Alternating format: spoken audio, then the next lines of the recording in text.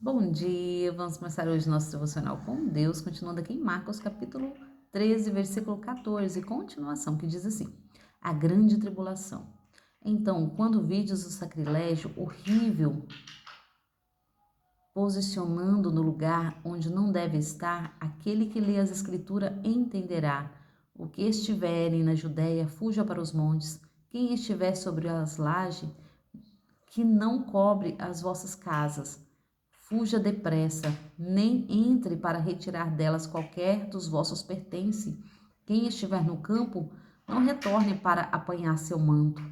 Como serão terríveis aqueles dias, principalmente para as grávidas e para as mães que estiverem amamentando. Orem para que estes eventos não venham a ocorrer no inverno, pois aqueles serão dias de tamanho sofrimento, como jamais tamanho sofrimento, né? Como jamais houve desde que Deus criou o mundo até agora, nem nunca mais haverá.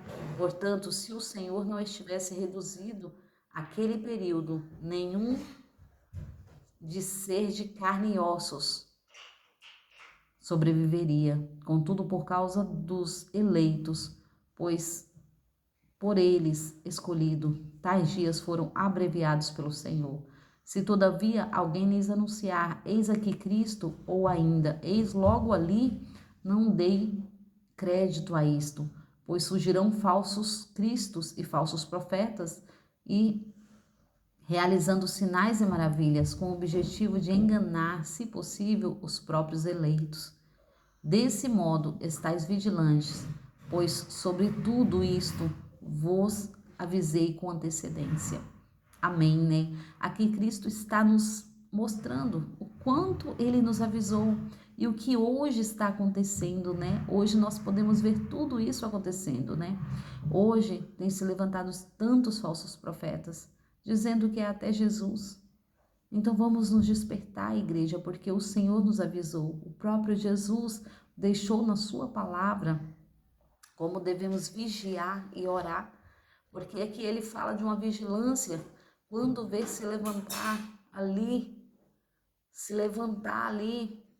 os falsos profetas, né? O Senhor tem mandado nós vigiarmos, estar em vigilância, porque a tendência é só piorar. Jesus, ele fala sobre isso, né? A grande tribulação. Então aqui começa a grande tribulação, né? Todos os acontecimentos que Jesus já disse, então é para vigiar.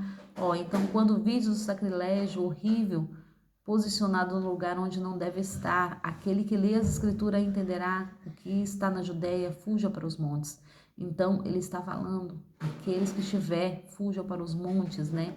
Quem estiver sobre a laje que cobre as vossas casas, fuja depressa, nem entre para retirar dela qualquer dos vossos pertences.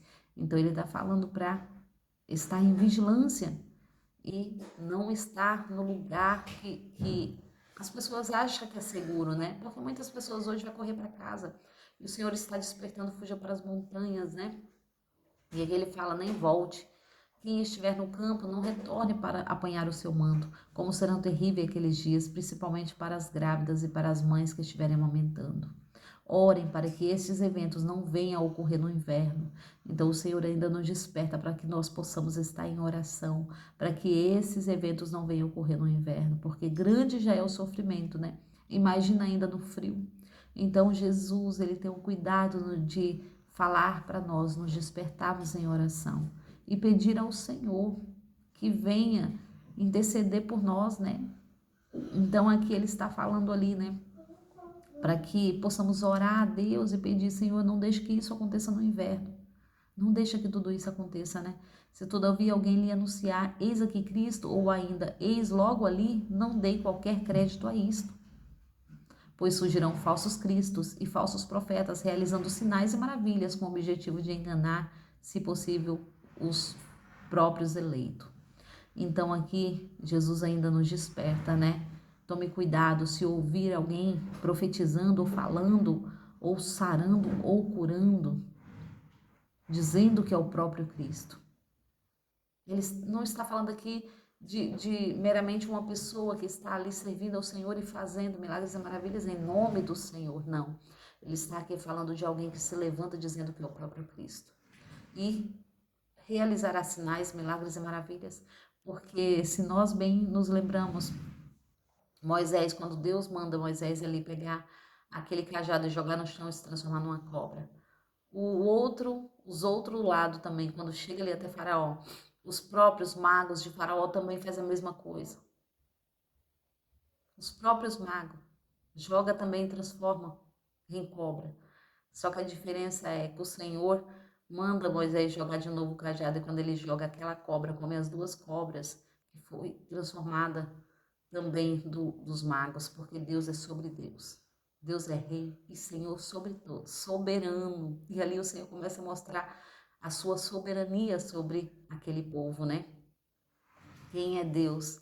E aqui continuando, né? Pois surgirão falsos cristos e falsos profetas, né? Então devemos nos despertar, porque muitos se levantarão e eles querem enganar os santos. Porque o mundo inteiro já vai estar debaixo da vontade. Então desperta a igreja, se posicione, o Senhor tem nos levantado para nos posicionarmos verdadeiramente como cristãos. O Senhor tem nos colocado em pé. Cada dia mais que possamos orar e buscar e interceder para o Senhor nos manter de pé. Senhor, me ajuda, nos ajuda, Pai. Levanta verdadeiros cristãos que adore, que ore, que busque em verdade, em espírito e em verdade. E é sobre isso que o Senhor tem mandado nós, servos, despertar. Às vezes nós reclamamos do sofrimento, mas é no sofrimento que nós nos despertamos. É no sofrimento que nós lembramos que há um Deus que pode todas as coisas. É no sofrimento, sim, que nós lembramos de Deus. Porque quando está tudo bem, nós não lembramos nem de orar. Nós não lembramos nem de agradecer. Quando tudo vai bem, nós não necessitamos de um Deus. Mas quando tudo vai mal, nós corremos para este Deus. E Deus quer que nós entendamos que Ele não é Papai Noel. Ele é o Pai do céu. Então entenda, Ele quer que nós o buscamos em verdade, em espírito e em verdade. Ele não quer que nós lembramos dele só no momento de necessidade, só no momento de dor, só no momento de angústia. Porque Paulo fala sobre isso. Deus estava com ele em todos os momentos. Em todos os momentos o Senhor se fez presente na vida de cada um dos profetas antes de nós. De Abraão, de Isaac, de Jacó. Todos os momentos Deus estava com eles. Assim o Senhor nos fala que Ele está conosco. Basta nós buscarmos verdadeiramente, como verdadeiros adoradores que o adoram, que buscam e o adoram, não porque precisa, mas porque o amam. Não porque necessita, mas porque o amamos verdadeiramente. E é sobre isso que o Senhor quer que nós entendamos, que nós não só busquemos a Ele no momento que nós precisamos, mas que nós buscamos a Ele todo momento, que Ele seja a nossa primícia. O que é primícia? É o primeiro, é o primeiro. Quando o Senhor ordenou ali para o povo, né, dividir ali, fazer tudo ali, Ele mandou dividir e tirar a primeira parte, os primeiros animais. Os animais mais belos, mais puros, era a primícia para Deus. Não porque Deus necessitava, não.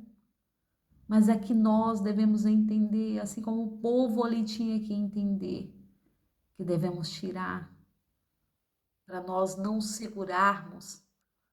Nós devemos não reter, mas devemos doar, devemos dar. E o Senhor tem ensinado esta geração de hoje a não reter, mas a estender a mão, a amar como a nós mesmos. Como nós ajudamos o nosso próximo só se nós amarmos ele verdadeiramente como nós nos amamos. E é sobre isso que o Senhor tem nos ensinado, que vai ter necessidade de buscar a Deus acima de tudo, em primeiro lugar, né? Pois surgirão falsos cristos e falsos profetas e realizarão sinais e maravilhas com o objetivo de enganar, se possível, até os próprios eleitos. Deste modo, estáis vigilante, pois sobre tudo isto vos avisei com antecedência. Então não diga que o Senhor não avisou, Ele nos avisa todos os dias. Então vamos nos despertar, amém? Agradeço a todos que têm me ouvido até aqui, tenham um ótimo dia abençoado por Deus, em nome de Jesus.